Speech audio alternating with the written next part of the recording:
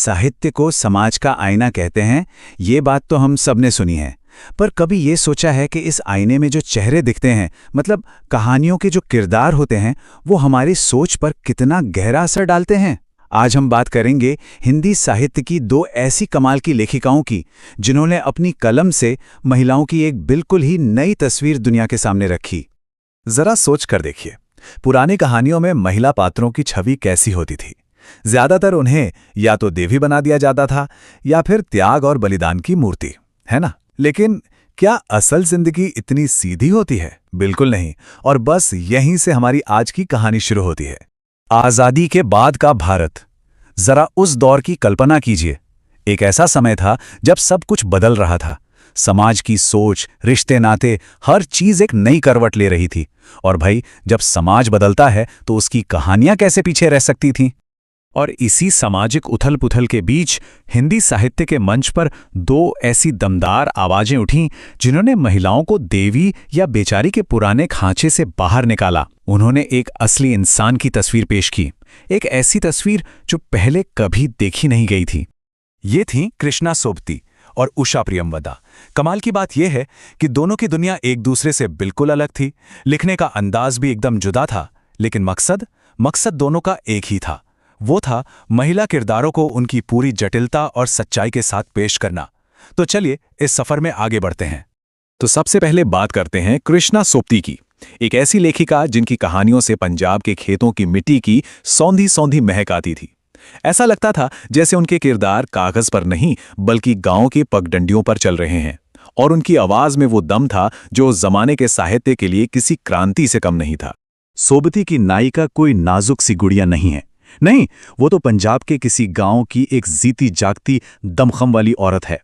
वो अपनी इच्छाओं को, अपनी खुशियों और अपने गमों को बिना किसी शर्म या झिझक के दुनिया के सामने रखती है। वो जैसी है वैसी है और उसे इस बात का कोई मलाल नहीं। और ये सारी खूबियां उनके किरदारों में साफ नजर आती हैं। वो आज़ाद ख्याल हैं, समाज के बनाए नियमों को सीधी चुनौती देती हैं। और उनका हर जज्बात, चाहे वो गुस्सा हो या प्यार, एकदम खरा, एकदम सच्चा होता है। मित्रों, रति और अनारों जैसे किरदार इसके जीते जागते उदाहरण हैं। और यहाँ मित्रों का जिक्र किए बिना तो बात आगे बढ़ ही नहीं सकती। मित्रों मरजानी की ये पात्र हिंदी साहित्य में एक धमाके की तरह आई थी। सोचिए, एक शादीशुदा महिला जो अपनी शारीरिक इच्छाओं के बारे में इतनी बेबाकी से बात करती है, ये उस समय के लिए एक बहुत बहुत बड़ी और साहसी बात थी। तो ये थी सोबती की ग्रामीण बेबाक दुनिया। अब यहां से हम एक बिल्कुल अलग माहौल में चलते हैं। ये हैं उषा प्रियमवदा का शहरी और प्रवासी संसार। उषा प्रियमवदा की नायिका पढ़ी लिखी है, आधुनिक है। वो शहरों में रहती है या फिर विदेश में। वो कृष्णा सोबती की नायिका की तरह बाहरी दुनिया से नहीं लड़ती, बल्कि उसके अंदर, उसके मन में एक द्वंद्व चल रहा होता है। वो उससे जूझती है। इनकी पात्रें अक्सर अकेलापन महसूस करती हैं, अपनी पहचान को लेकर संकट में होती हैं। वो एक दोहराहे पर खड़ी हैं। एक तरफ भारत की परंपराएं खींचती हैं, तो दूसरी तरफ पश्चिमी दुनिया की आधुनिकता। उनका विद्रोह मुखर नहीं है, बल्कि मानसिक और खामोश है। इसका सबसे बेहतरीन उदाहरण है रुकोगी नहीं राधिका की पात्र राधिका। वो अपने परिवार के खिलाफ जाकर पढ़ाई के लिए विदेश जाने का फैसला करती है। यह एक अलग किस्म की आज़ादी है जो समाज से लड़कर नहीं बल्कि शिक्षा और आत्मनिर्भरता से हासिल की गई है। अच्छा, तो इन क्रांतिकारी महिला पात्रों को पूरी तरह से समझने के लिए ना, ये जानना भी जरूरी है कि उनकी कहानियों में पुरुष किरदारों को कैसे दिखाया गया था। तो क्या ये पुरुष सिर्फ जुल्म करने वाले विलन थे, या फिर वो भी उसी समाज के बनाए नियमों और हालात के शिकार थे? आइए इस पर एक नजर डालते हैं। और यहां देखिए कितना दिलचस्प है, दोनों लेखिकाओं की कहानियों में पुरुष पात्र भी कई रंगों के हैं। सोबती की कहानियों में पुरुष अक्सर परंपरा के बोझ तले दबे हुए दिखते हैं, तो प्रियमवदा की कहानियों में वे आधुनिकता की उलझनों में फंसे हुए हैं। मतलब यहां भी कोई सीधा साधा विलन नहीं है, बल्कि समाज की जटिलताओं का शिकार इंसान है। तो सवाल ये उठता है कि इन दो बिल्कुल अलग अलग दुनियाओं ने मिलकर हिंदी साहित्य पर आखिर क्या असर डाला। सच तो यह है कि उन्होंने मिलकर साहित्य की धारा को एक बिल्कुल नई दिशा में मोड़ दिया। तो देखिए, एक तरफ थी सोबती जिनकी कहानियां गांव की जमीन, सामाजिक टकराव और एक बुलंद बेबाक आवाज की बात करती थी।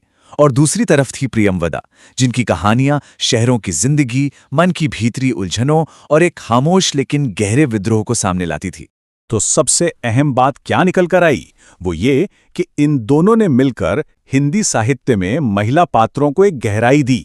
उन्होंने महिलाओं को सिर्फ अच्छी या बुरी के खांचे से निकालकर एक असली इंसान के तौर पर पेश किया, जिसमें अच्छाई भी है, बुराई भी है, इच्छाएं हैं और कमजोरियां भी हैं, सब कुछ है। उनका काम असल में उस बदलते हुए भारत का प्रतिबिंब था, जहां औरतें अब सिर्फ कहानियों का हिस्सा नहीं रह गई थीं, बल्कि वो अपनी कहानी खुद लिख रही थीं। वो अपनी जिंदगी के फैसले खुद ले रही थी। और अंत में एक सवाल जो सोचने पर मजबूर करता है।